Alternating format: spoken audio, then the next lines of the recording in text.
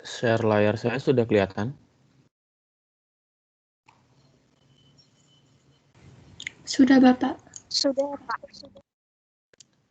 Oke, sebelum saya masuk ke materi, saya mau bertanya tentang pengalaman kalian UTS kemarin bagaimana?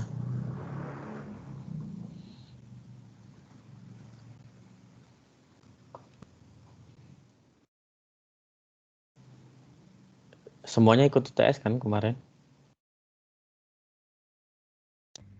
Ikut, Pak. Gimana UTS-nya? Kalau dari saya sih, Pak, kalau saya ngerasa waktunya kurang untuk 20 soal. Terus ada beberapa yang soalnya itu terjadi kesalahan di soal. Jadi kadang-kadang kita tersita waktunya untuk mikirin yang salah itu, Pak. Apakah kita yang kurang tepat menjawab atau emang soal yang salah? Gitu, Pak, kalau dari saya. Kalau yang soalnya salah itu, apakah sudah terselesaikan? Maksudnya terselesaikan itu gimana, Pak? Maksudnya dapat respons atau Kalau gimana? nggak salah kalau nggak salah saya sudah membalas chat Brian ya untuk dari Pak Rangga. Kalau ada soal yang salah itu Pak Rangga akan melakukan regrading. Entah siapa yang chat ke saya itu kemarin. Iya, saya, Pak. Iya. Dan kalau sudah di regrading nilainya juga berubah. Apakah sudah berubah nilainya atau masih sama dengan nilai yang sebelumnya? Masih sama sih, Pak. Tapi kalau pengalaman saya, biasanya nilainya ntar berubah kalau udah masuk ke transkrip di SIUP, Pak. Oke. Nanti kalau misalkan sudah masuk ke SIUP ternyata belum berubah, tolong kabari saya ya. Baik, Pak. Terima kasih. Yang lainnya pengalamannya sama? Sama, Pak. Sama. Oke. Materi, kalau gitu kita sudah boleh masuk materi. Semuanya sudah isi presensi? Sudah, Pak. Oke. Materi hari ini cukup simple ya.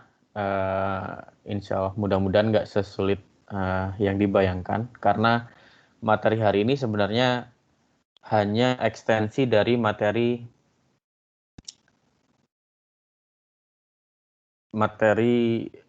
integral untuk fungsi biasa. Gitu. Bedanya sekarang fungsinya nilainya vektor. Ya. Jadi materi hari ini adalah tentang integral fungsi bernilai vektor.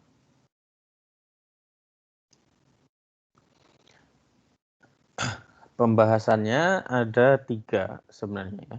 Ada tentang yang pertama pasti integral tak tentu, kemudian integral tentu, kemudian kita akan membahas studi kasus tentang pergerakan proyektil. Proyektil itu apa?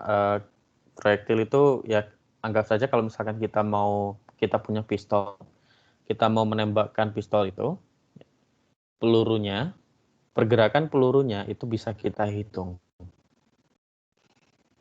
dengan sebuah persamaan ideal. Kemudian setelah itu kita akan latihan soal.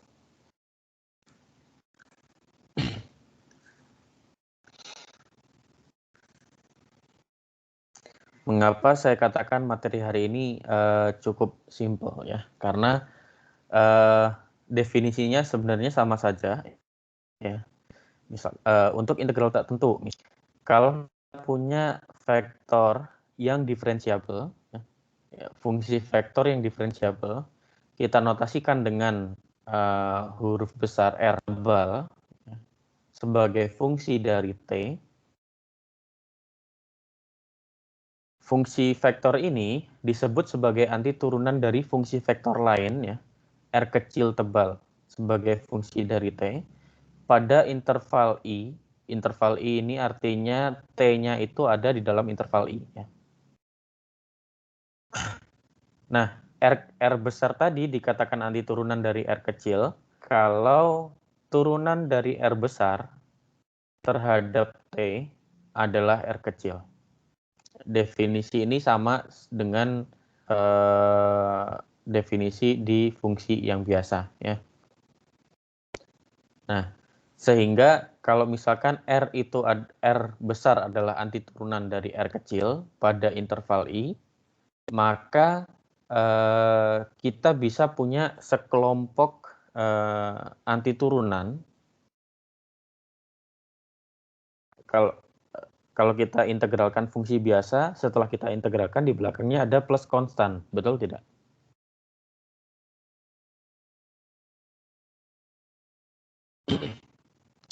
Nah, Betul, Pak. Nah, di fungsi bernilai vektor itu sama. Kita punya plus konstan. Bedanya sekarang konstannya adalah vektor juga. Jadi, integral dari R kecil di interval I itu bentuknya selalu R besar, tebal, ditambah vektor C. Di mana vektor C itu konstan, ya, isinya. Nah, apa yang kita sebut sebagai integral tak tentu itu adalah kumpulan dari setiap antiturunan ini, R plus C.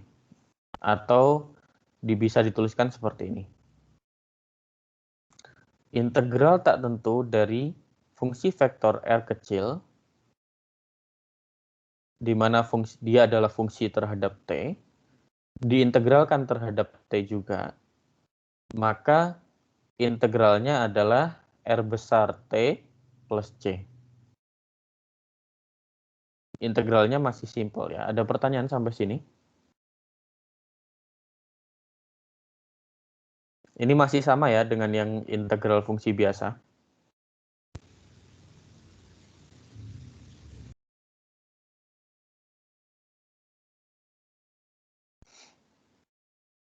Oke, kita ambil contoh ya. Contohnya kita punya fungsi bernilai vektor R kecil tebal T yang nilainya adalah untuk arah I ada cos T, arah J 1, dan arah K min 2T. Kita diminta untuk menghitung integralnya. Maka cara mengintegralkannya adalah dengan mengintegralkan satu persatu, ya.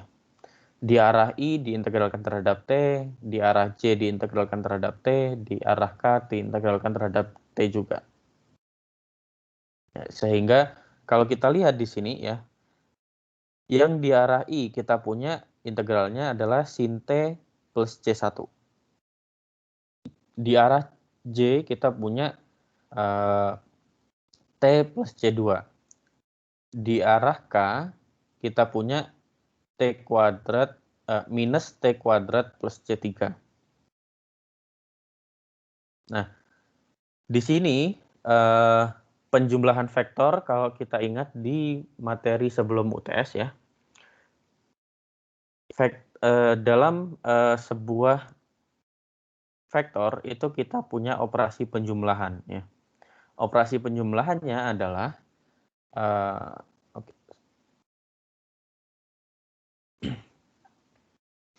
misal kita punya vektor U, ya. Isinya adalah AI plus BC plus CK, dan vektor V isinya adalah mungkin huruf saja.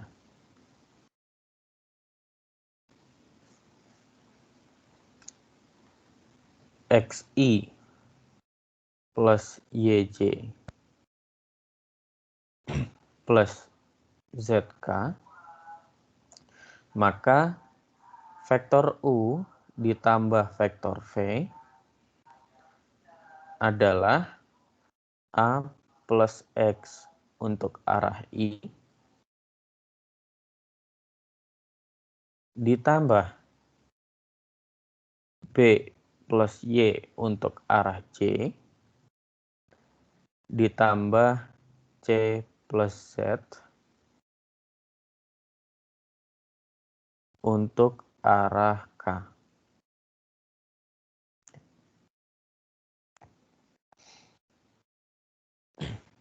Nah, dari sini kita bisa lihat sebaliknya kalau kita punya bentuk yang seperti ini, A plus XI ditambah B plus YC ditambah C plus ZK, kita bisa balikan menjadi dua vektor yang berbeda dengan notasi penjumlahan. Sehingga kalau kita pecah, kita dari sini kita punya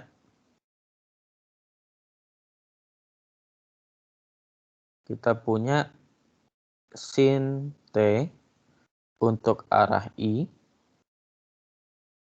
ditambah T untuk arah J ditambah ditambah min T kuadrat untuk arah K, kemudian ditambahkan dengan C1 untuk arah I tambah C2 untuk arah J tambah min C3 untuk arah K. Nah, kalau kita lihat di sini ya, yang bagian belakang, yang C1, C2, C3, ini mereka adalah vektor yang berisi konstan. Maka kita bisa notasikan, kita bisa jadikan satu menjadi suatu vektor C misalkan. Sehingga kita punya hasil yang ada di situ ya. Sin TI plus TJ minus T kuadrat K plus vektor konstan C. Apakah sudah jelas untuk contoh ini? Atau ada pertanyaan? Pak, saya boleh bertanya, Pak? Silakan. Berarti untuk dalam pengerjaan soal, apakah yang sin T plus C1 tambah T plus C2J min T kuadrat plus C3K itu apa wajib ditulis dalam pengerjaan atau boleh langsung yang ke bawah itu, Pak? Ya. Langsung Yang plus bagian, C besar. Oke. Ini pertanyaan yang bagus ya. Jadi yang bagian tengah ini tidak perlu ditulis. Karena sebenarnya intinya adalah integral setiap bagiannya kemudian ditambah konstanta. Jadi kalian boleh langsung, pada prakteknya kalian boleh langsung skip ke bagian yang paling bawah, yaitu langsung ke hasil sin TI plus TJ minus T kuadrat K plus konstan C. Jelas ya? Bapak, Jelas, itu Pak. harusnya plus ya, Pak? Bukan minus. Yang mana? Yang minus C. Ini. Apa? Bukan, Pak, minus yang C3 maksudnya. di PPT, Pak. Kan sin Di PPT. TI tambah TJ min T kuadrat min C, Pak. Jawaban akhirnya. Oh, enggak. Ini karena dia konstan yang nilainya kita tidak tentukan, ya. Itu bebas mau tandanya plus, mau tandanya minus, itu bebas. Makanya biasanya yang dipakai adalah tanda plus saja. Maka, karena komponennya bisa bebas, komponennya bisa positif, bisa negatif, bisa nol. Baik, Pak. Terima kasih. Ya, jadi alasannya mengapa diambil tanda plus karena dia konstan yang kita belum tahu nilainya ya.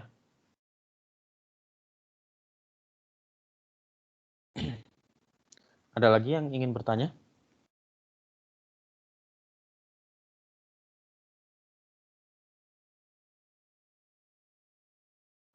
Oke, jadi integralnya masih mudah ya. Mungkin hari ini nanti kita akan lebih banyak latihan soal. Langsung kalau gitu kita langsung lompat ke integral tentu dulu ya, sebelum ke soal. Bedanya integral tak tentu dengan integral tentu apa? Bedanya hanya ada intervalnya ya. Di sini integralnya dari A sampai B. Cuman yang perlu diperhatikan adalah syaratnya setiap komponennya yaitu F G, dan H, ya, fungsi F, fungsi G, dan fungsi H, itu semuanya bisa diintegralkan pada interval A sampai B. Kalau salah satu saja tidak bisa diintegralkan, maka kita tidak bisa mengintegralkan ini, ya. Maka integral tentunya tidak bisa dilakukan. Apakah sudah jelas?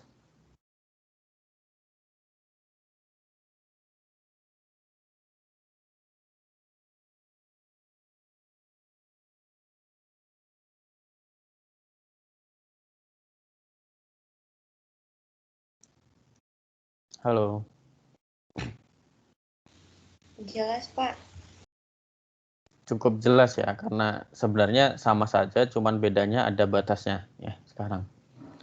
Dan syaratnya yang perlu diperhatikan adalah setiap komponen,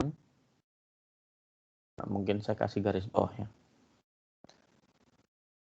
Setiap komponen, ya, yaitu si F, G, dan H, itu dapat diintegralkan pada interval AB.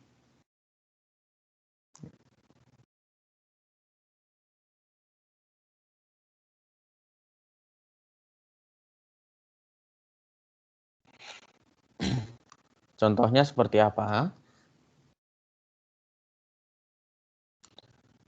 Contohnya kita punya fungsi bernilai vektor yang sama seperti yang sebelumnya ya.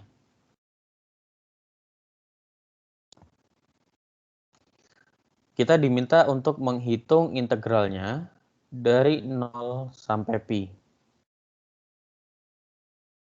Maka ya seperti biasa. Kita integralkan satu-satu, hasilnya adalah kalau kita punya integral tertentu ya yang ada batasnya, maka konstannya tidak perlu ditulis ya. Di sini kita punya untuk arah I ada sin T, arah J ada T, dan arah K ada min T kuadrat. Kemudian kita masukkan batasnya dari 0 sampai pi. Maka hasilnya adalah pi untuk arah J dikurangi pi kuadrat untuk arah K. Mengapa yang untuk arah I-nya hilang? Karena sin 0 dan sin pi sama-sama 0, sehingga kita punya 0 untuk arah I, jadi tidak perlu ditulis. Apakah jelas untuk contoh ini? Jelas, Pak.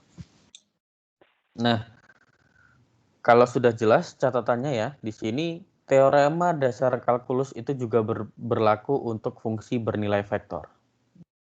Sekalian refreshing ya. Teorema dasar kalkulus kalau kita punya integral A sampai B, kita tahu bahwa integral dari F kecil T dt adalah F besar T. Maka teorema dasar kalkulus menyatakan bahwa integral A sampai B F kecil T terhadap T ya, adalah F besar B dikurangi F besar A.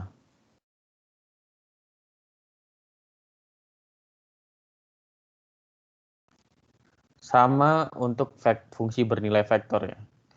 Kita punya integral A sampai B vektor kecil R ya, T terhadap T. Hasilnya adalah vektor besar R B dikurangi vektor besar R A. Jadi teorema dasar kalkulus itu juga berlaku pada fungsi bernilai vektor. Ada pertanyaan sebelum saya lanjutkan?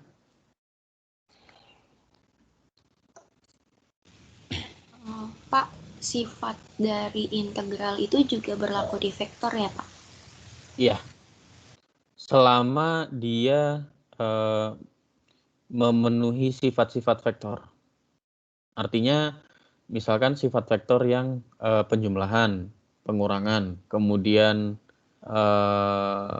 kali titik, kali silang, dan lain sebagainya, itu selama sifat-sifatnya itu bisa diterapkan ke dalam si vektor ini, ya, di sifat-sifatnya vektor, maka itu berlaku. Ya. Yang kita pelajari sejauh ini adalah penjumlahan dan pengurangan. Artinya pengalinya nggak ada ya Pak? Tadi saya sempat bingung kalau integral A dot B gitu kayak gimana Pak gitu. Ya, kalau misalkan hasil kali titik itu nanti saya nggak tahu nanti akan dipelajari atau tidak. Tapi kalau hasil kali titik ya atau hasil kali silang misalkan, maka sebaiknya kalian proses dulu hasil kali titiknya atau hasil kali silangnya, baru kemudian diintegral. Tergantung soal ya. Oh, oke Pak, makasih Pak.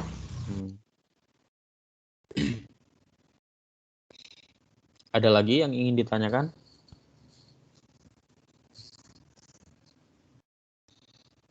Oke, kalau tidak ada, kita ke contoh selanjutnya ya. Di sini ada yang tahu hang glider?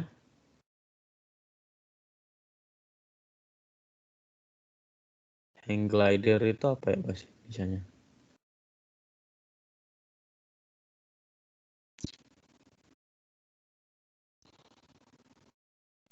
Kayak flying fox bukan Pak? Kalau flying fox itu kan kita pakai tali ya. Kalau ini kayak ya kalian bisa googling sendiri lah ya, hang glider itu apa. Saya nggak tahu istilahnya dalam bahasa Indonesia seperti apa. Tapi kita ingin ambil contoh si hang glider ini ya. Hang glider ini pada dasarnya seperti kalau kalian bikin pesawat kertas itu bisa dibilang sebagai glider karena ketika kita cukup melemparkan saja, ada inisial ada gaya awalnya, kemudian pesawatnya akan bergerak sesuai dengan bentuk aerodinamik si pesawat kertas kita. Hang glider ini kira-kira seperti itu, cuman bedanya dia lebih besar dan dia ada orang yang menggantung di situ. Atau mungkin kalau di sini ada yang suka nonton atau baca Detektif Conan?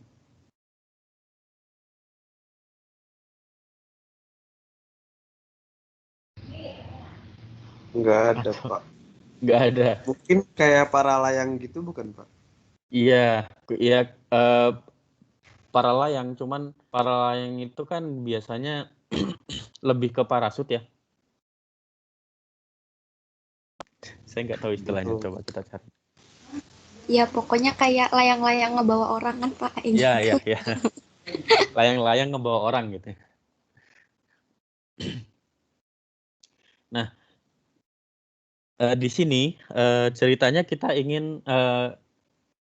sedang mengobservasi pergerakan sebuah hang glider di udara. Kita ingin tahu nih jalur yang dilalui oleh hang glider tersebut. Di pertemuan sebelum UTS, kita sudah pelajari bahwa jalur pergerakan sebuah benda atau partikel di ruang 3 dimensi kita bisa identifikasi dengan persamaan parametrik. Ya. Persamaan parametriknya adalah ini, fungsi bernilai vektor. Nah, ketika kita ingin mengobservasi si hang glider ini, sayangnya kita cuma tahu informasi tentang vektor percepatannya, yaitu AT adalah min 3 cos T untuk arah I, min 3 sin T untuk arah J, dan 2 untuk arah K. Ada yang tahu nggak kira-kira artinya 2 untuk arah K? Ini dia seperti apa percepatannya? Arah K itu kalau kita lihat di sumbu kartesius, di koordinat kartesius, itu arah sumbu X, Y, atau Z? Z, Pak. Sumbu Z ya. Sumbu Z itu sumbu yang vertikal atau horizontal? Yang kayak miring gitu, Pak. Miring ke bawah. Ada rada ke bawah kiri. Sumbu Z vertikal atau horizontal? Sekalian kita ingat-ingat ya. Horizontal, Pak. Horizontal ya. Kalau horizontal itu berarti sejajar dengan tanah. Iya, Pak. Oke. Ada yang lain jawabannya? Masuk atau menembus gitu nggak sih Pak? Kayak masuk bidang atau menembus bidang gitu. Kalau dalam 3 dimensi gitu. Pertanyaan saya adalah dia vertikal ke arah atas bawah atau horizontal sejajar dengan tanah?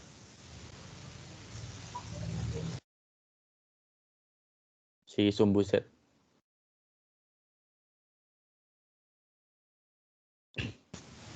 Verti ya, Pak. Sumbu Vertikal. Z ini ya, kalau di dalam koordinat kartesius pada umumnya digunakan untuk menyatakan pergerakan arah vertikal ya. Jadi atas bawah. Nah, yang arah K ini artinya dia bergerak antara ke atas atau ke bawah gitu.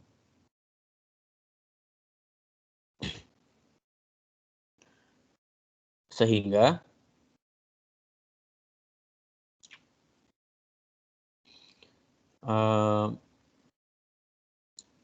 karena arahnya 2 ya, karena percepatannya 2 untuk arah K ya, maka dia tuh seperti bergerak ke atas terus dengan percepatan dia semakin cepat dengan percepatannya adalah misalkan 2 meter per detik atau 2 kilometer per detik atau apapun ya, kita nggak tahu.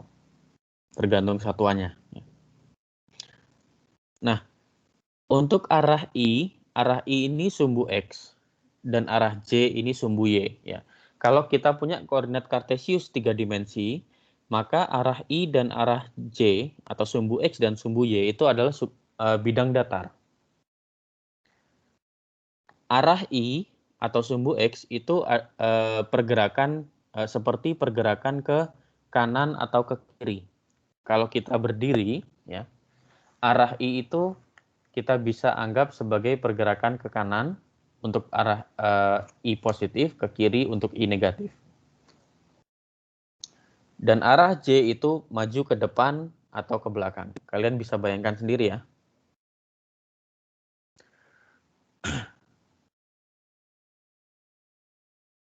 Kalau dilihat di sini, persamaan untuk arah I dan arah J itu kira-kira bentuk kurvanya seperti apa? Lingkaran, Pak. Ya, betul sekali ya. Dia lingkaran dengan jari-jari 3. Jadi dia percepatannya melingkar. Kalau kita plot percepatannya, dia melingkar, tapi bergerak ke arah atas. Jadi akan terlihat seperti spiral. Seperti per lah ya. Oke, kita kembali ke soalnya. Kita punya vektor percepatan ini. Kemudian kita hanya tahu informasi tentang kecepatan dan posisi awal, yaitu pada saat T sama dengan 0. Di mana kecepatan awalnya adalah 3J, dan posisi awalnya adalah 4 untuk arah I dan 0 untuk arah J. Untuk arah J dan K. Nah, kalau seperti ini, kira-kira kita punya percepatan ya. Kira-kira kita untuk menghitung posisinya, untuk menghitung jalur yang dilaluinya sebagai fungsi dari T, apa yang harus kita lakukan? Diintegralin 2 kali, Pak. Itu ya betul sekali ya. Materi fisika SMA ya. Percepatan adalah turunan kedua dari posisi, sehingga ketika kita punya percepatannya, kita mau cari tahu posisinya, maka kita integralkan percepatannya 2 kali. Nah, dengan informasi kita punya kecepatan dan posisi awal pada saat T sama dengan 0, kira-kira bisa nggak dihitung fungsi RT-nya? Bisa, Pak. Bisa, Pak. 5 menit cukup? Saya kasih waktu 5 menit kalau untuk kalian mengerjakan sendiri dulu, baru kita bahas. Apakah cukup?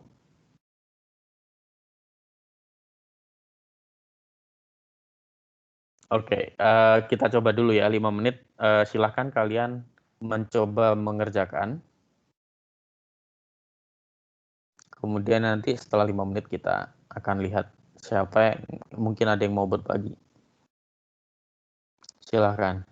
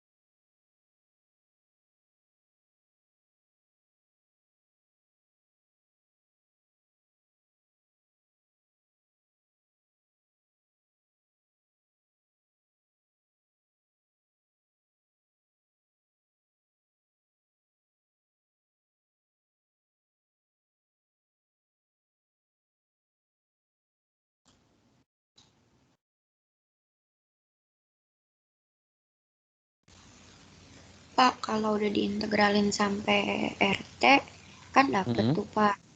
Iya. Saya dapatnya 3i,0,0. Nah, terus itu gimana, Pak? Tapi di sini dapatnya 4,0,0. Seharusnya jawabannya masih fungsi dari T.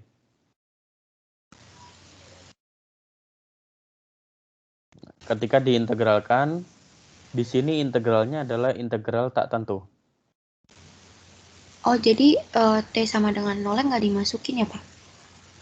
T sama dengan 0-nya, coba di sini, kalau integral tentu, pasti kita punya batas bawah dan batas atas. Betul tidak? Iya, Pak. Nah, di sini kita cuma punya batas bawah saja. Dari pertanyaannya adalah, tentukan posisi hang glider sebagai fungsi dari waktu T. Maka yang kita lakukan adalah kita mengintegralkan, kemudian kita masukkan T sama dengan 0, kita punya untuk V-nya adalah 3J. T sama dengan 0 untuk R-nya adalah 4,0,0. maka kita nanti tahu nilai konstantanya berapa.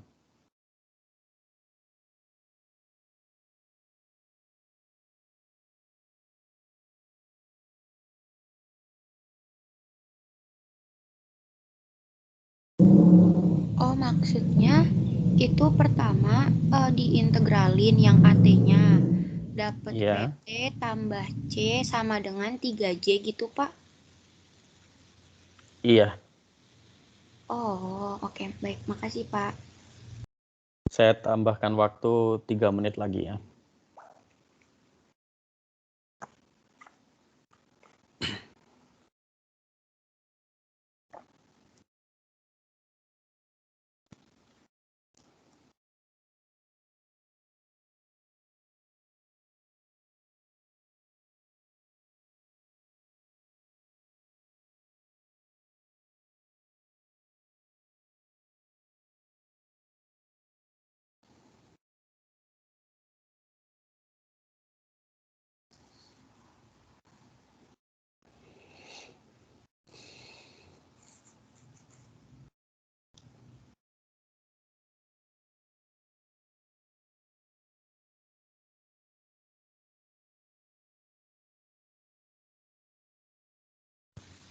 Jawabannya dalam angka gitu, Pak. Kayak angka aja. Fungsi. Fungsi. Artinya masih ada IJK-nya gitu, Pak. Iya. Dan masih Atau ada T-nya. masih ada T. Oke, Pak. Sebenarnya ini sama seperti ketika di kalkul 1 seharusnya.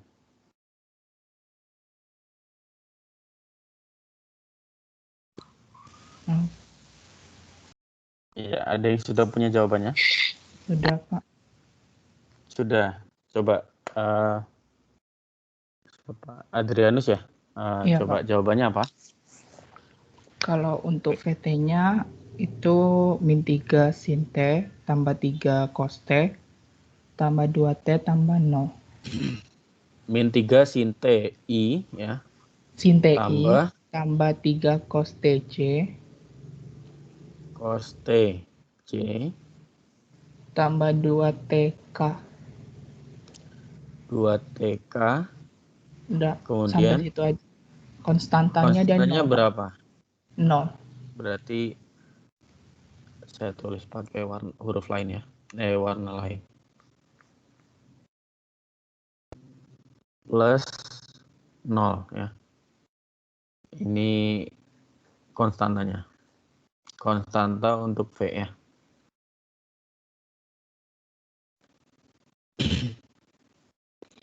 Kemudian untuk R-nya 3 cos TI cos tambah TI I tambah 3 sin TJ sin T C. Pak, Kemudian itu plus I-nya tuh nggak ada. oke.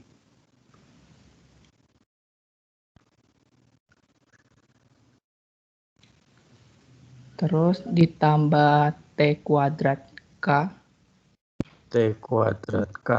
Kemudian dengan konstantanya 1. 1 untuk Tambah arah 1 I, C atau K? untuk arah I. Berarti tambah I ya. Iya, Pak. Berarti kita punya 3 cos T plus 1 untuk arah I ditambah 3 sin T untuk arah J ditambah T kuadrat K T kuadrat untuk arah K gini maksudnya.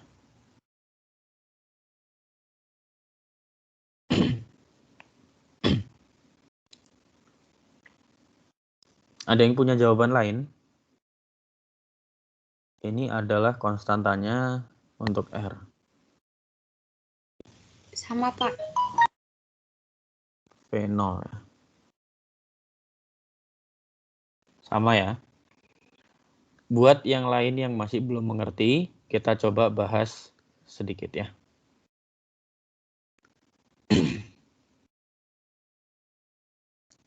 Kita punya A adalah ini. Berarti VT adalah integral tak tentu dari A, T, dt, yaitu min 3 cos T untuk arah I ditambah, maaf, ini sin ya. Sin T untuk arah I ditambah 3 cos T untuk arah J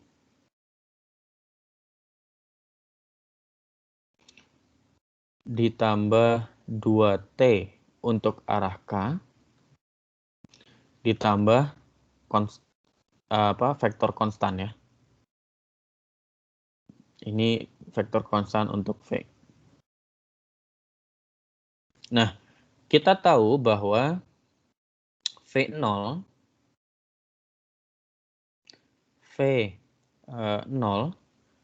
adalah 3J. Ya.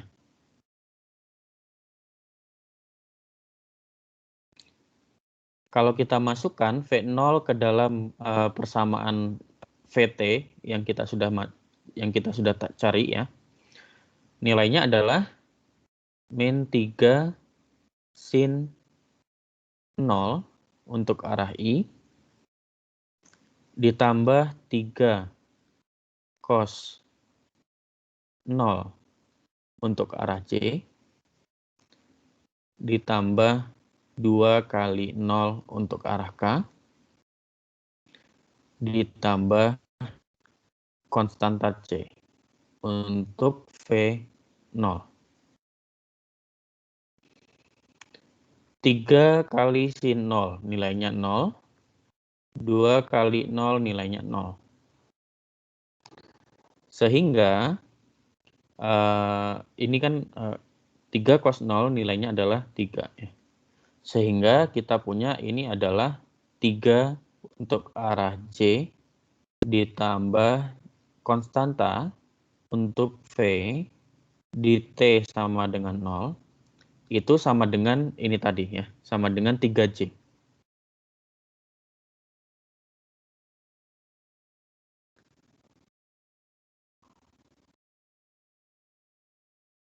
Sehingga konstantanya untuk V0 adalah 3J dikurangi 3J, yaitu 0.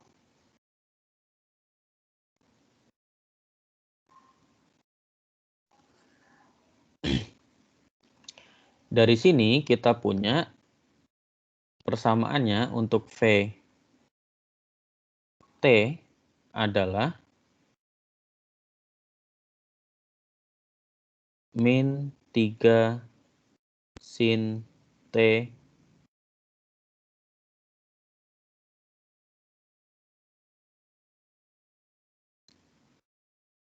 untuk arah I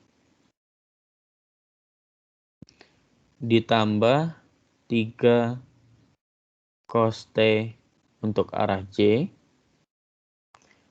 ditambah 2T untuk arah K, kemudian tambah 0 ya, karena ini tadi sama dengan 0. Karena tambah 0 kita tidak perlu tulis lagi ya. Kemudian dari sini untuk menghitung R-nya, RT adalah integral dari V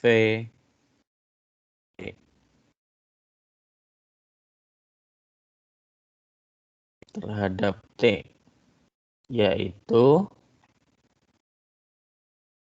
3 cos T untuk arah I ditambah 3 sin T untuk arah J ditambah T kuadrat untuk arah K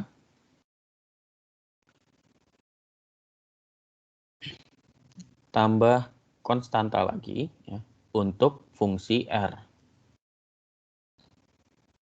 Untuk menghitung konstantanya sama, kita masukkan R 0 itu kan sama dengan 4,0,0 yaitu 4 arah I saja. Sama dengan kita masukkan 3 cos 0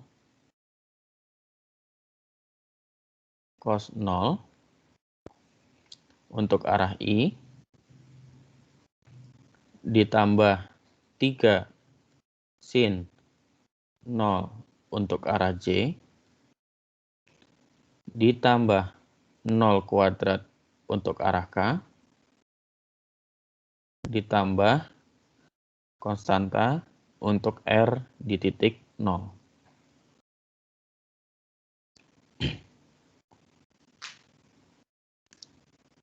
Nilainya adalah 3 arah I ditambah 0, kemudian ditambah 0 lagi, tambah konstanta.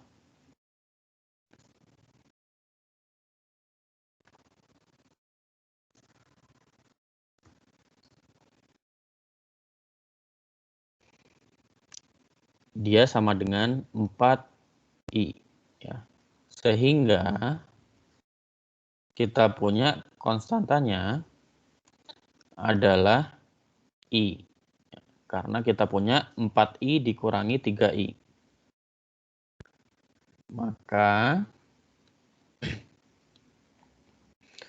Maka kita punya fungsi R adalah 3 cos T plus 1 untuk arah I tambah 3 sin T untuk arah J tambah T kuadrat untuk arah K. Untuk contoh ini jelas ya? Apakah ada pertanyaan?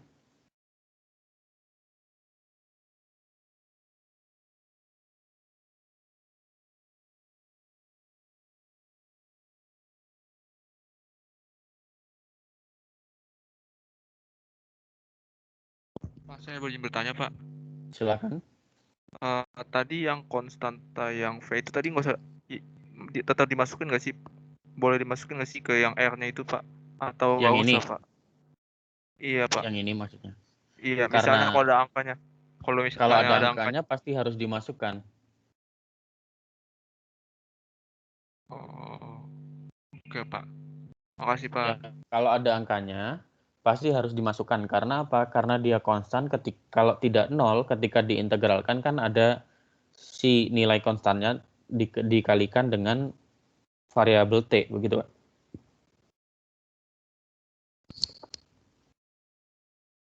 Ya, jadi prosesnya sebenarnya sederhana, sama seperti ketika di fungsi skalar ya, di kalkulus 1. Kita integralkan, kita masukkan nilainya, kemudian kita masukkan nilainya di titik yang sudah ditentukan, misalkan di sini di titik T sama dengan 0. Kita punya nilai konstantanya berapa, kemudian kita tulis ulang dengan konstantanya lengkap. Di sini kebetulan konstantanya untuk V adalah 0.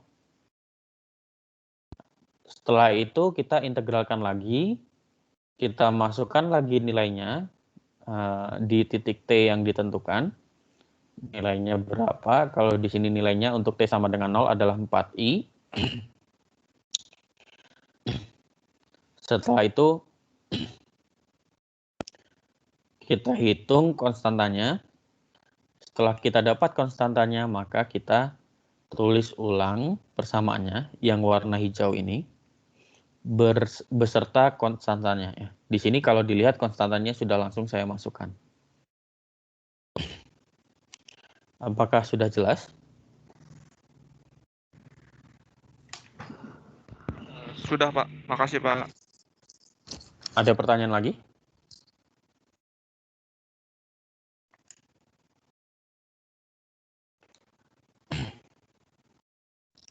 Oke, kalau tidak ada, saya menyarankan kita istirahat dulu saja ya. Saya memberikan waktu istirahat sebelum kita masuk. Oh, mau istirahat atau mau langsung aja ke lanjut materinya?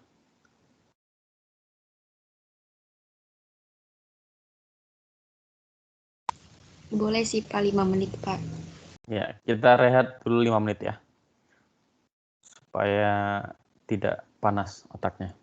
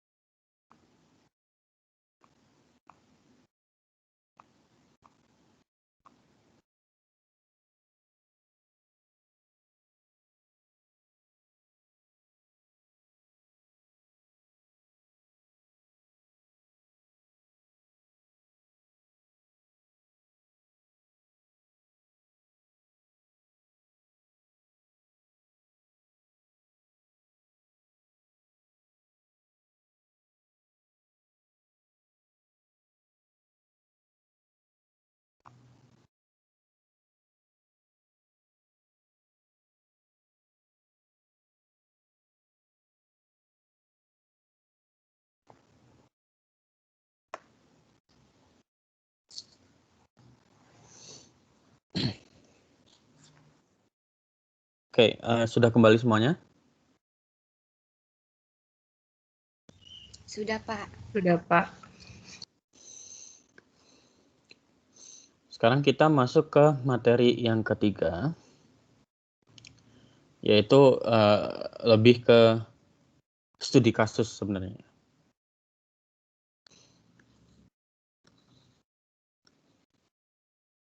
Nah, di studi kasus ini kita ingin mempelajari pergerakan sebuah proyektil, tapi kita ingin mempelajarinya secara ideal, ya. Misalkan kita punya pistol atau apapun ya, proyektil apapun, kita punya peluru yang pada saat waktu T0 ya, ditembakkan dengan kecepatan awal V0, vektor V0. Dan sudut tembakannya yang dibentuk di awal terhadap bidang horizontal itu adalah alfa. Kalau kita gambarkan kira-kira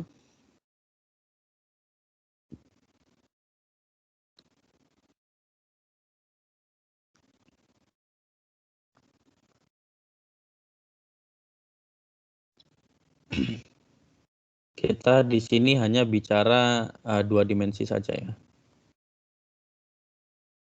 Untuk arah I dan arah J.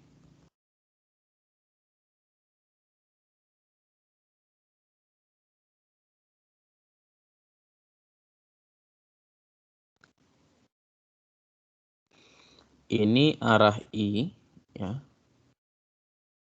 Ini arah J.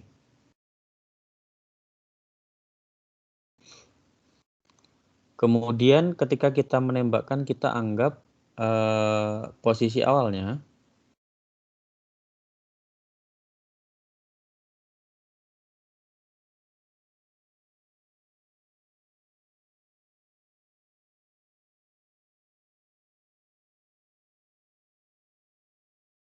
kita anggap posisi awalnya ada di titik ini. Mungkin warna lain saja. Warna merah. Ini di titik 0,0 ya. Sebagai posisi awal. Ini ya, yang ini. Kemudian kita menembakkannya, dia pasti punya bentuk seperti kurva seperti ini, misalkan.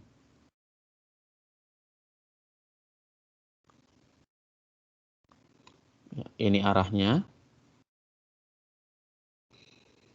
Nah, yang dimaksud dengan vektor kecepatan awal itu adalah ketika kita punya ini, kecepatan awalnya punya arah seperti ini ya.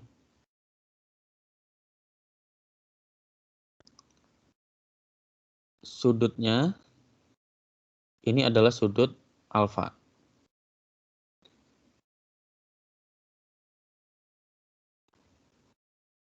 Yang ini adalah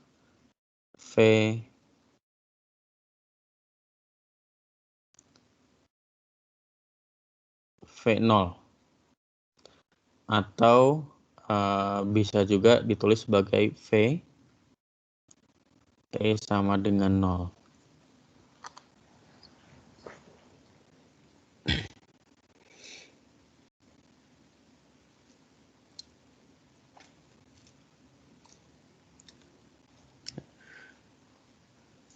Kita menembakkan, ini seperti kita mengarahkan pistol kita dengan sudut yang dibentuk antara posisi posisi arah tembakannya dengan tanah itu sudut alfa. Maka vektor kecepatan awalnya, kalau kita punya kecepatan awalnya, misalkan entah itu gaya ledak atau gaya apapun ya, atau kalau kita pakai panah ya gaya yang dibentuk oleh si panah kita, gaya itu biasanya menyebabkan ada laju awal. Laju awalnya adalah besaran dari vektor 0. Ya, maka yang nilai mutlak V0 ini adalah laju awalnya. Vektor kecepatannya bisa ditulis sebagai laju awalnya dikali cos alfa untuk arah I ditambahkan dengan laju awalnya dikali sinus alfa untuk arah C. Untuk ini apakah jelas atau bingung?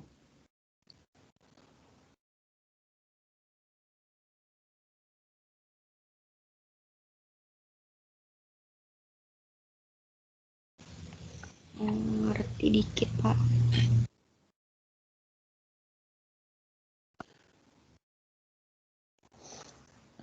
Oke,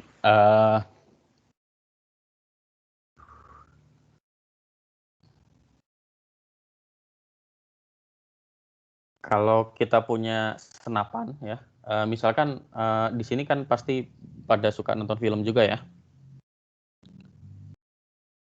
Kalau ada film yang tembak-tembakan, di sana ada sniper.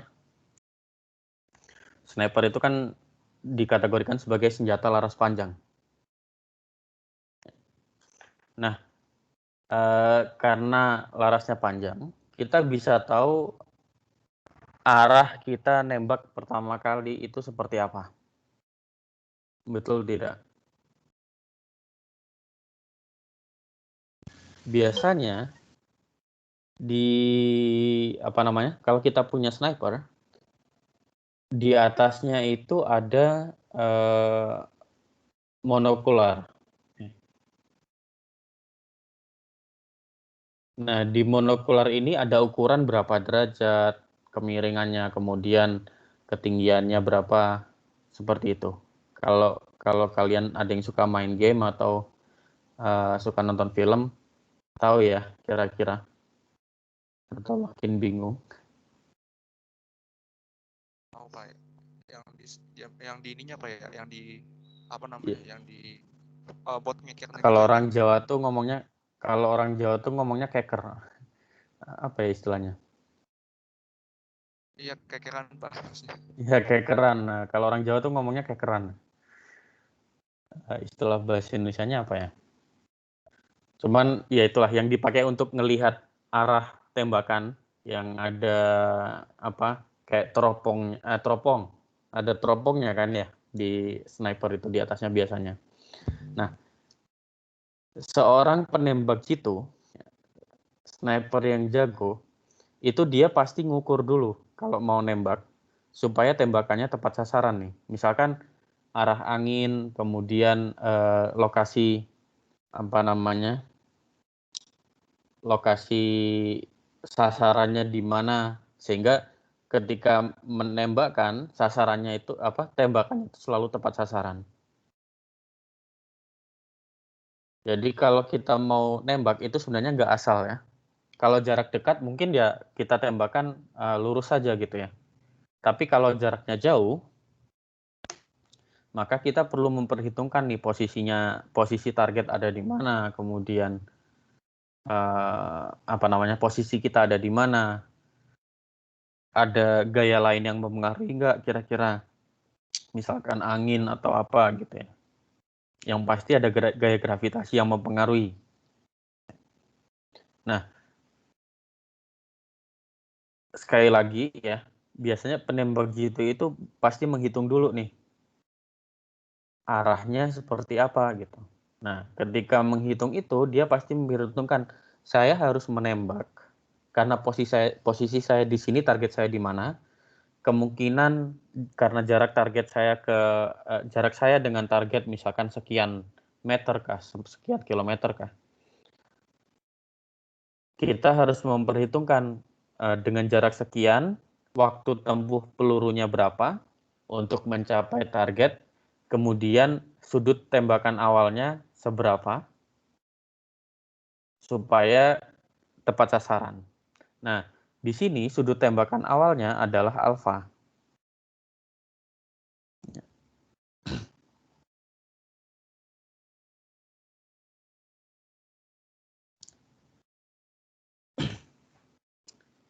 Atau kalau mungkin film-film zaman dulu ya,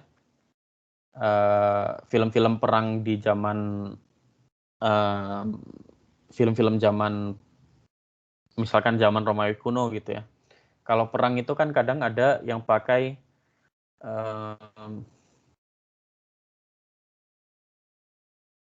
ada senjata yang dilontarkan gitu ya. Apa ya namanya? Saya nggak tahu. Atau misalkan perang pakai meriam.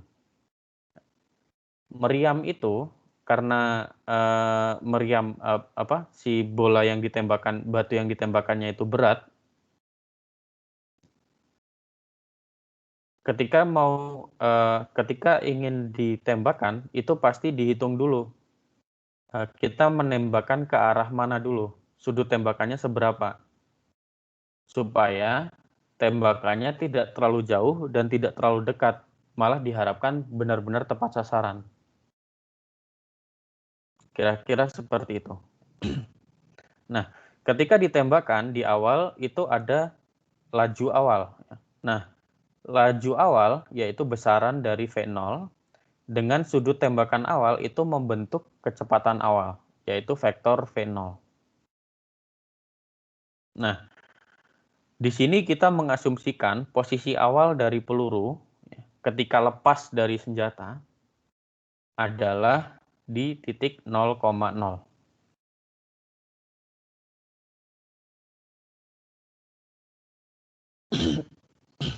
Sampai sini apakah sudah lebih jelas?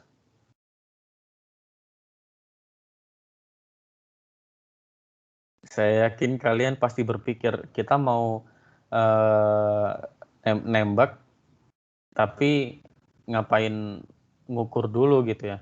Tembak-tembak aja gitu. Ya, nggak semua tembakan kita bisa tepat sasaran ya. Kalau misalkan yang cowok nembak cewek gitu ya. Kalau nggak memperhatikan dulu, oh ini sukanya seperti apa, ya pasti ditolak langsung gitu ya. Nggak tepat sasaran jadinya. Sama seperti sebaliknya. Ketika kita menembakkan senjata juga seperti itu. Ya.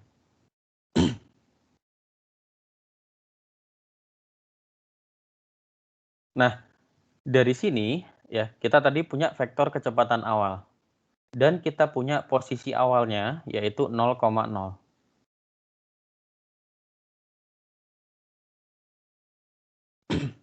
Gimana kita bisa tahu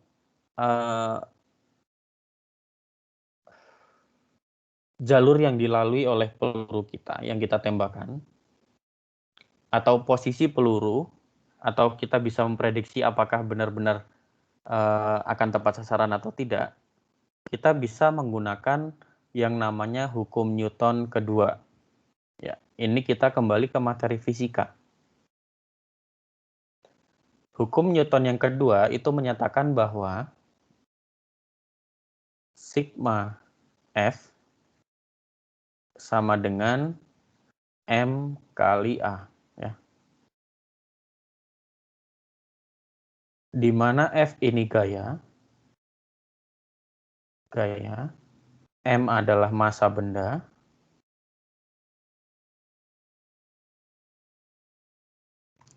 A adalah percepatan.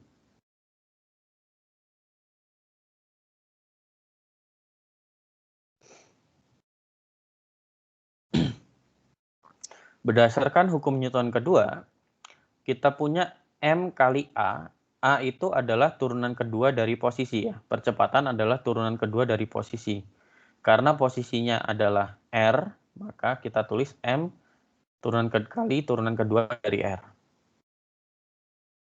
Sama dengan jumlah dari semua gaya yang berlaku pada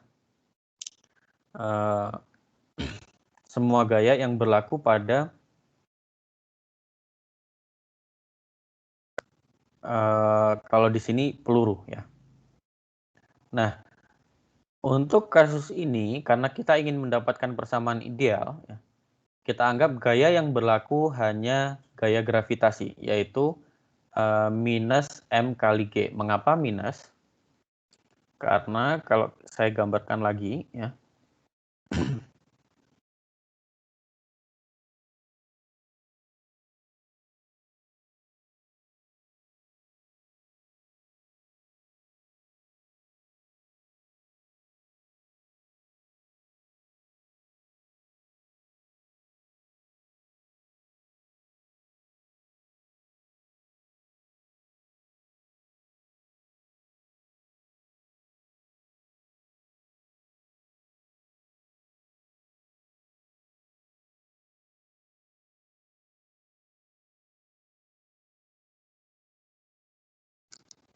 Kalau saya gambarkan lagi,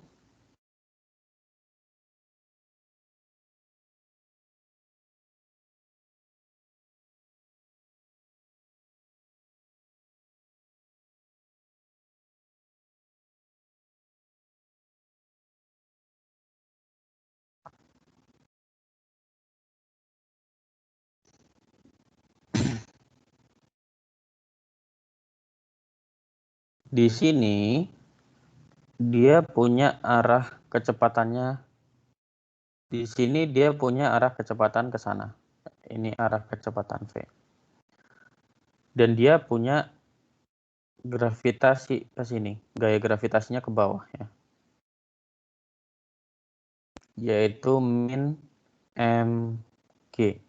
Karena arahnya vertikal, maka dia arahnya hanya J saja.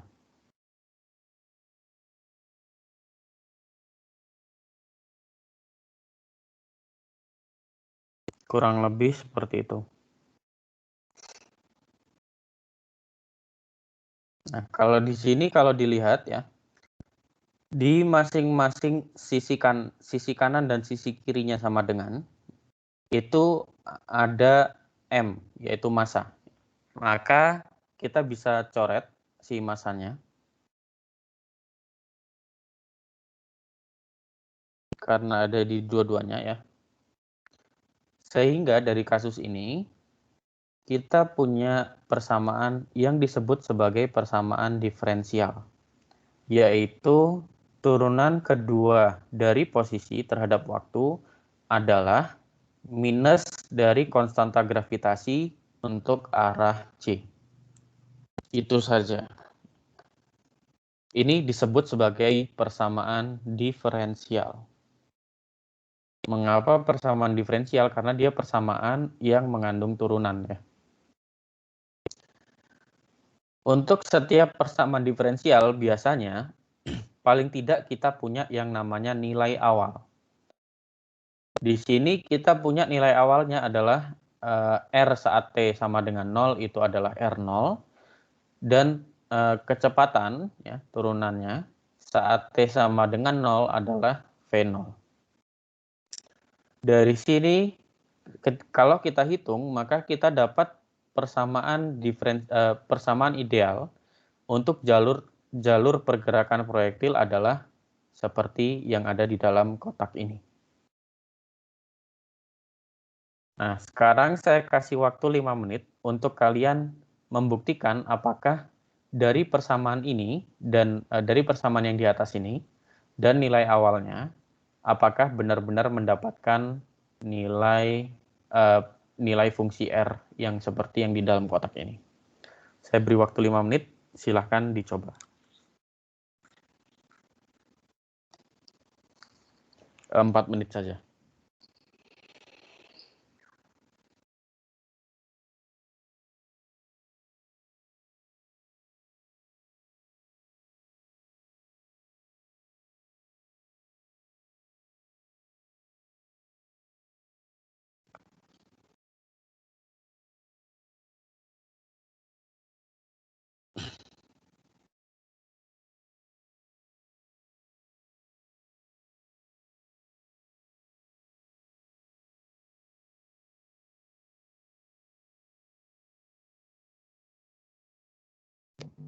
Pak, saya boleh izin nanya, Pak.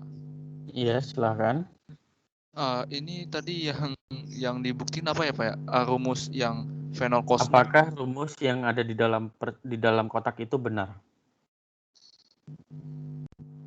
Oh, oke, Pak. Makasih, Pak.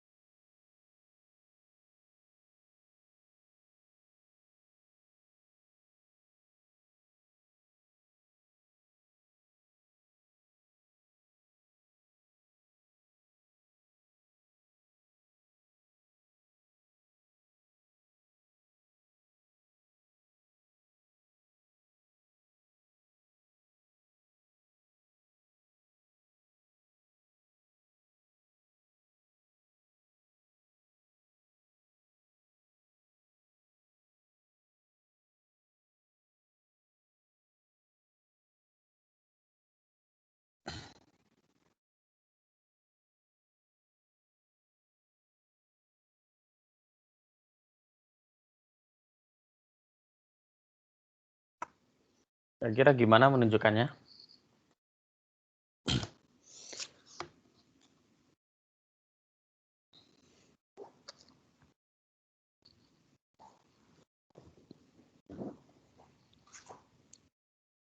Cara menunjukkan yang paling simpel adalah dengan kita menurunkan langsung si R ini 2 kali, apakah sama dengan yang di atas ini.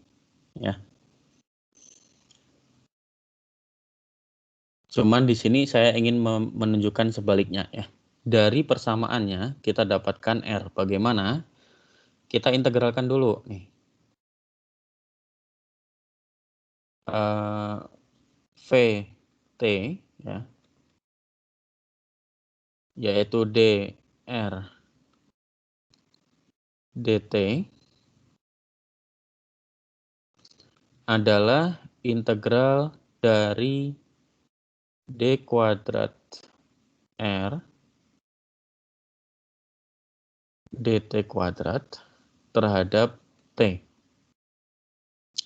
yaitu integral dari minus gc dt.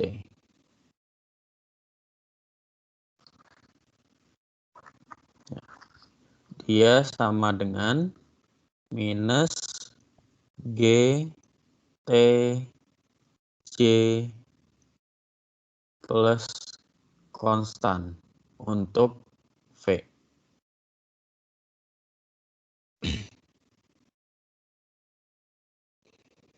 Sehingga ketika kita masukkan V0 ya, kan kita tahu bahwa V0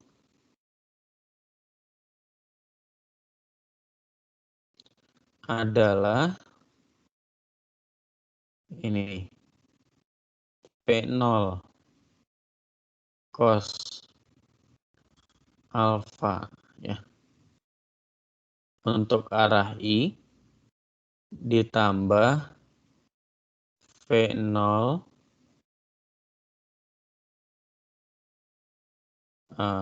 besaran V0 sin alfa untuk arah C.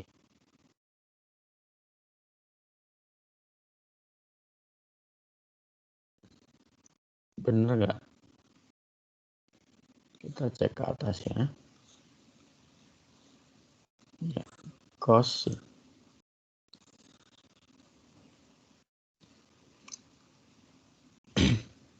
Sehingga ketika kita masukkan ya ke dalam GTJ tadi ya, kan sama dengan minus G kali 0 untuk arah J ditambah konstan C. Oke. Dari sini kita punya konstan CV karena ini sama dengan 0 ya. Sama dengan 0. Konstan CV itu sama dengan V0. Artinya apa? Artinya VT adalah V0 cos alfa untuk arah I ditambah V0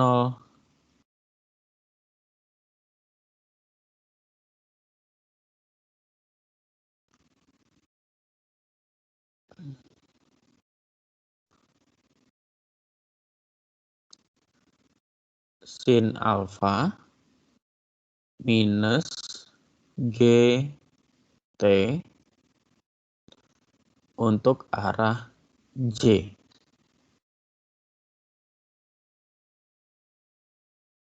Yang ditanyakan adalah posisi.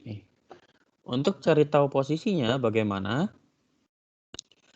Kita integralkan lagi ya. RT adalah integral dari VT dt. Integralnya adalah Karena besar V0 cos alfa adalah konstan, maka integralnya V0 besar V0 lagi cos alfa dikalikan T ya, untuk arah I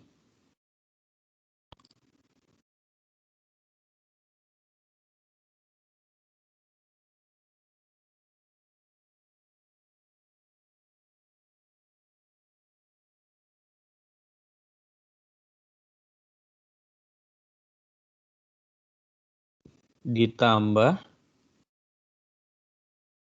V0 besarannya ya sin alfa kali T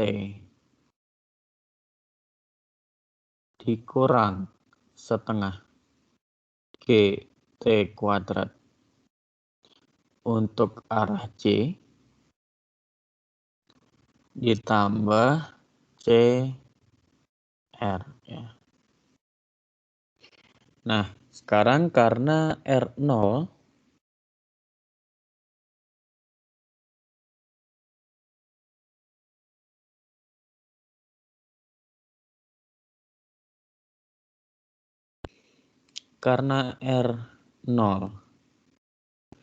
adalah 0 untuk I ditambah 0 untuk J, di mana R0 ini adalah semuanya 0 ya, karena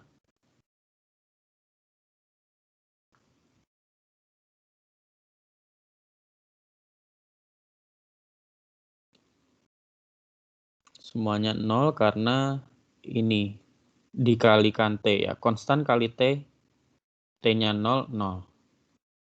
Ini juga konstan kali T, T-nya 0, 0. Ini juga sama, 0. Dia sama dengan CR. Maka konstanta untuk arah R-nya adalah 0. Sehingga ketika kita tulis ulang, kita dapat persamaan yang ini.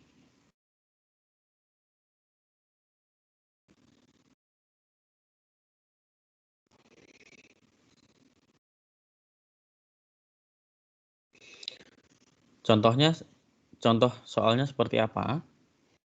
Misalkan kita punya peluru yang ditembakkan dari titik asal dengan laju awal yaitu 500 meter per detik. Dan sudut tembakannya 60 derajat dari permukaan tanah. Kita diminta untuk menentukan posisi peluru 10 detik kemudian. Bagaimana caranya?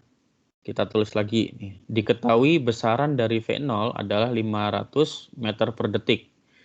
Sudut tembakannya adalah alfa 60 derajat dan kita anggap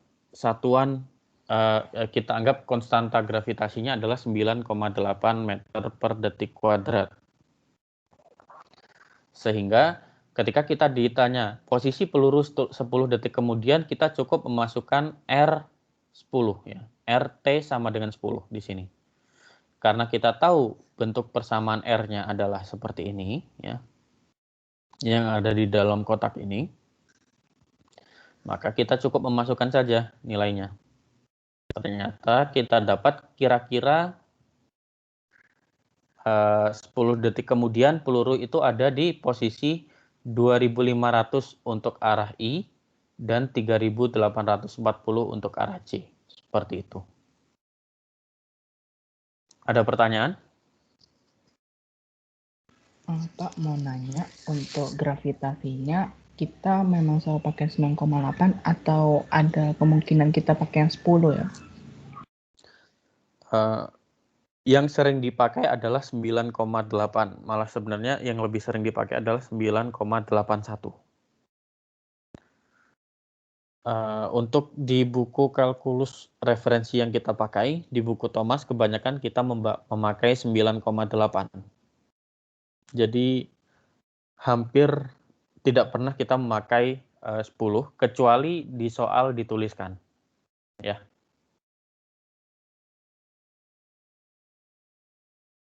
Apakah sudah jelas? Oke, makasih Pak. Pak, mau nanya, artinya Ya. kalau misalnya di soal gravitasinya nggak diketahui, kita pakainya 9,8 ya, Pak? Iya. Oke, makasih, Pak. Ada lagi? Pak, saya boleh izin bertanya, Pak. Silahkan. Bisa ke slide sebelumnya nggak, Pak?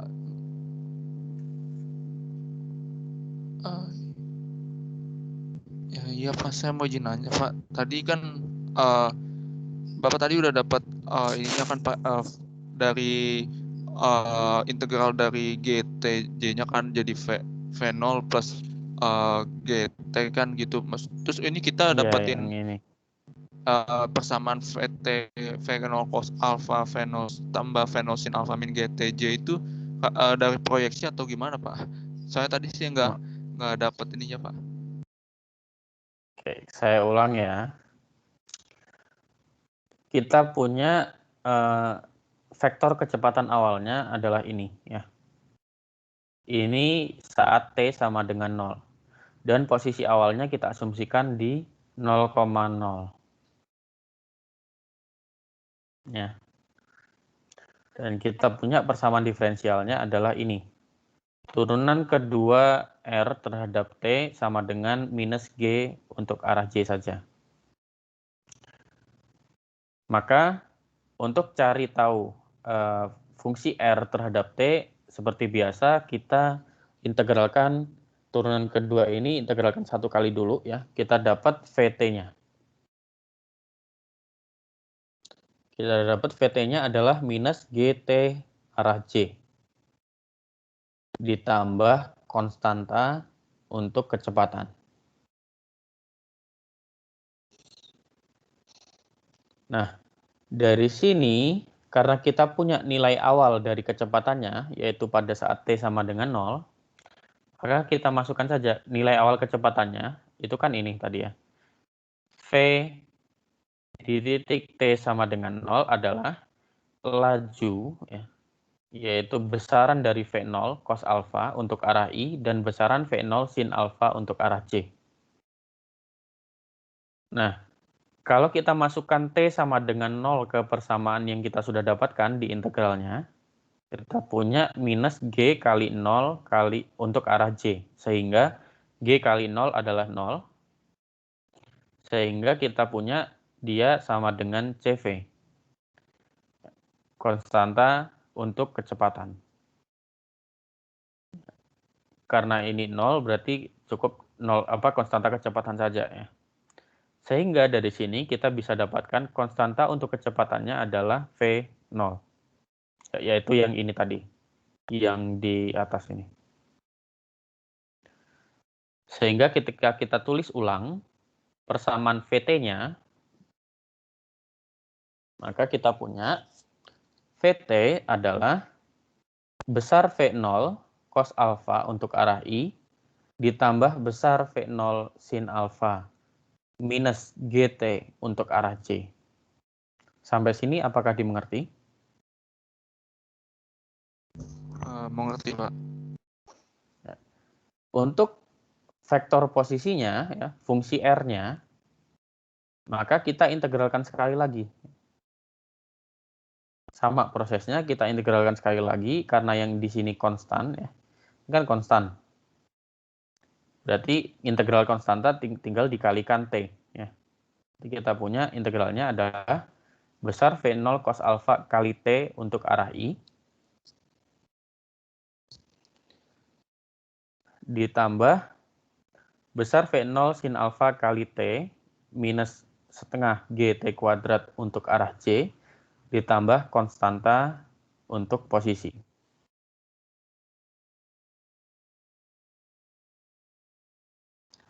Nah, kita tahu bahwa nilai awalnya adalah 0. Ya, adalah vektor 0, yaitu 0 untuk I dan 0 untuk J. Dan kebetulan ketika kita masukkan T sama dengan 0 untuk persamaan ini, ya, persamaan RT yang kita dapat, nilainya adalah yang di sini untuk arah I 0, untuk arah J juga 0. Tinggal plus konstanta R. Berarti konstanta R-nya adalah 0. Karena R0 adalah vektor 0, berarti konstanta R-nya adalah 0. Maka kita dapat fungsi posisinya ini, yang ada di dalam kotak. Apakah sudah terjawab? Sudah Pak, makasih Pak. Oke. Kita masih punya waktu, kita sampai 9.40 ya.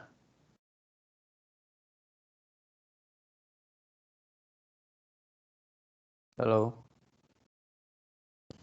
Iya, Pak. Iya, Pak. Ya, berarti kita masih punya waktu 5 menit. Nah, di sini ada, kalau tidak salah, 6 latihan soal. Untuk yang pertama ini kira-kira mudah atau susah?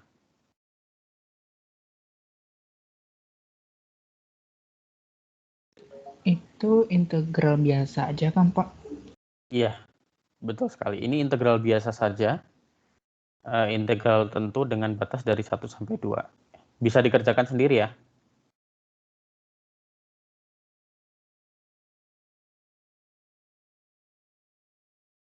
Halo. Mungkin bisa, Pak. Bisa, Pak. Oke. Yang ini nanti coba dikerjakan sendiri ya.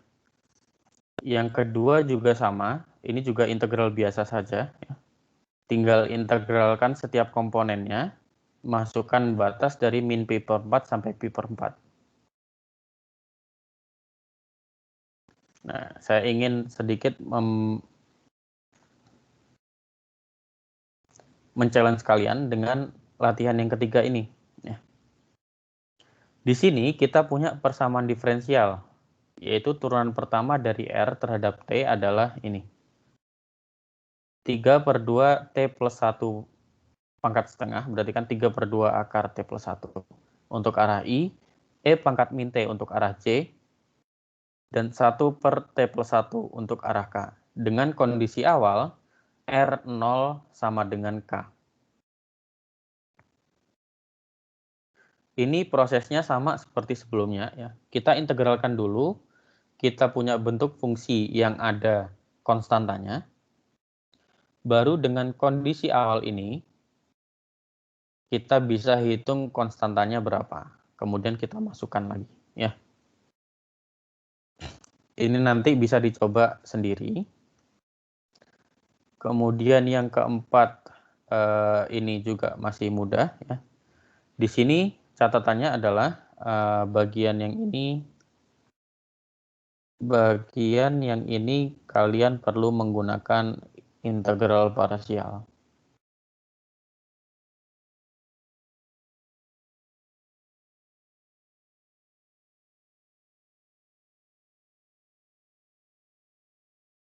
Atau sebenarnya nggak perlu juga integral parsialnya. Atau dengan memisahkan U sama dengan T kuadrat. Itu ada dua opsi yang kalian bisa pakai. Nanti kalian bisa tentukan sendiri yang mana yang lebih cocok untuk digunakan.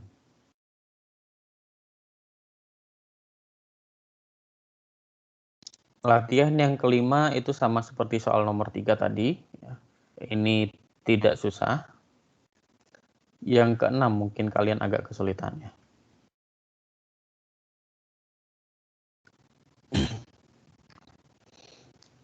Oke. Di sini saya ingin membahas yang keenam. Sebuah peluru ditembakkan dengan laju awal 500 meter per detik dengan sudut kemiringan 45 derajat. Berarti dari sini kita punya diketahui vektor kecepatan awalnya adalah 500 cos 45 derajat untuk arah I ditambah 500 cos 45 derajat untuk arah C.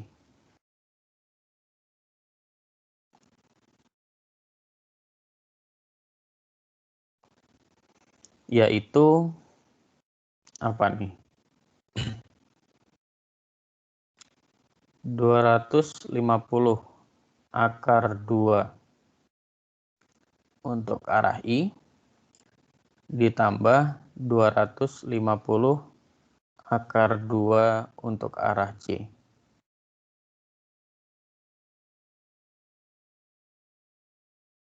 Nah, pertanyaannya adalah kapan dan di mana peluru tersebut kembali menyentuh permukaan tanah. Kita tulis lagi persamaannya ya, persamaan R-nya.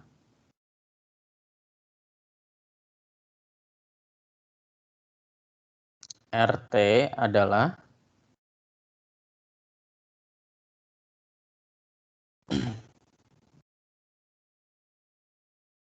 apa? 250 akar 2 T untuk arah I ditambahkan dengan 250 akar 2 T minus setengah G T kuadrat ya, untuk arah C.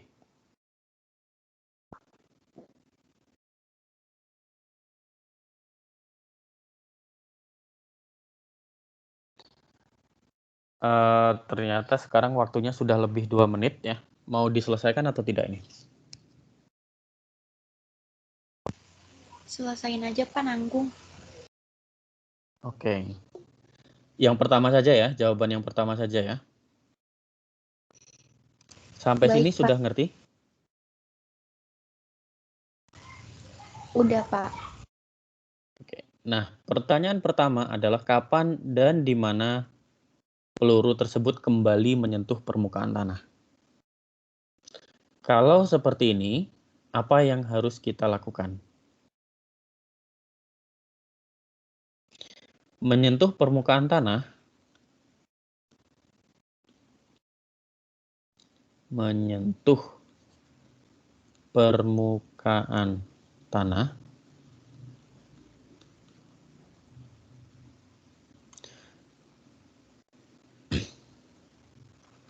ini artinya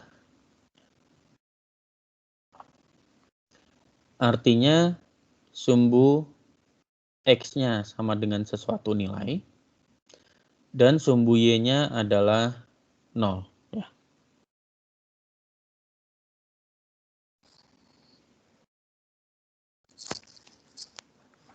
Nah, sumbu Y ini kan kita bisa lihat dari arah C saja ya. Sehingga untuk tahu kapan dia menyentuh permukaan tanah lagi, ya, kita perlu tahu kapan di sini nilainya sama dengan 0.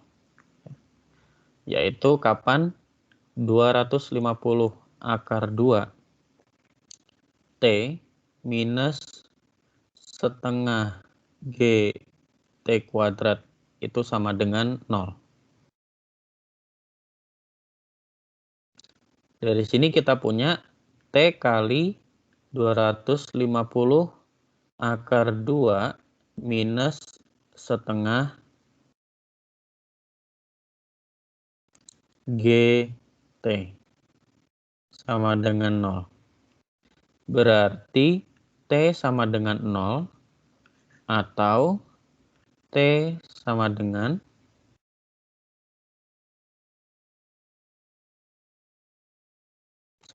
berapa nih?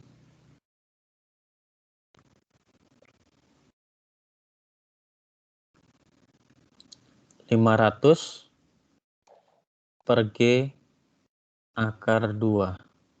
Ya. Betul tidak? Betul, Pak.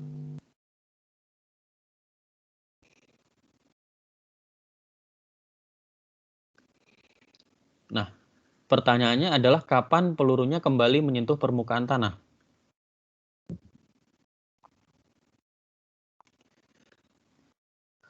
T sama dengan 0 ini saat awal ditembakkan ya.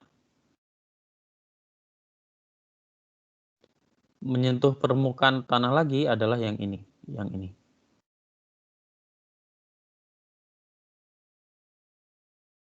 Sehingga kapan, jawaban untuk kapan, yaitu saat T sama dengan 500 per G, konstanta gravitasi akar 2.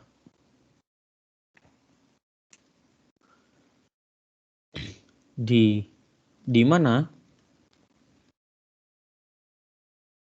Berarti kita masukkan R 500 per konstanta gravitasi akar 2. Yaitu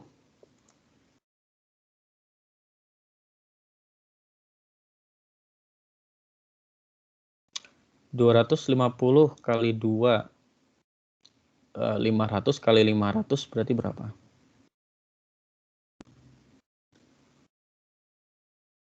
250.000 ya. Dibagi gravitasi untuk arah I ditambah dengan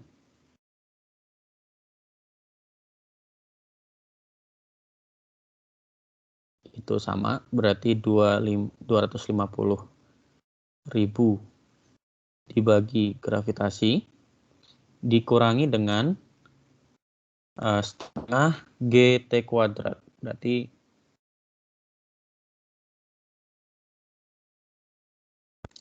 ini nanti per 2G.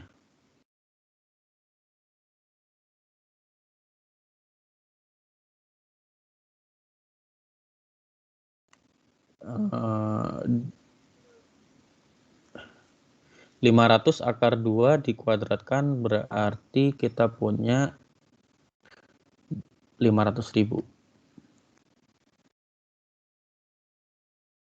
untuk arah C. Ya. Seperti itu jawabannya.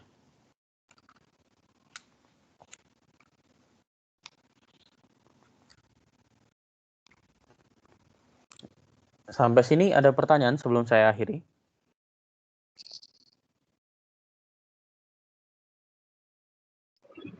Bapak, Iya.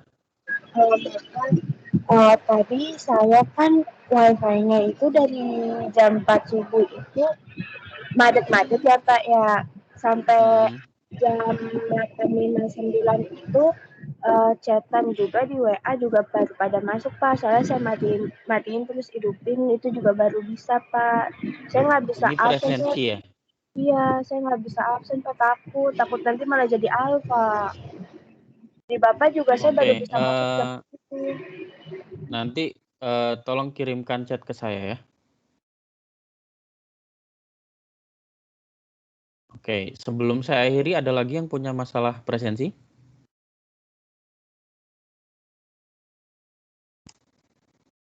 Oke. Kalau tidak ada lagi, tidak ada pertanyaan, saya akhiri dulu. Assalamualaikum warahmatullahi wabarakatuh. Selamat siang. Sampai ketemu di hari Rabu. Siap, Pak. Terima kasih ya, Pak. Waalaikumsalam. Terima kasih Pak. Terima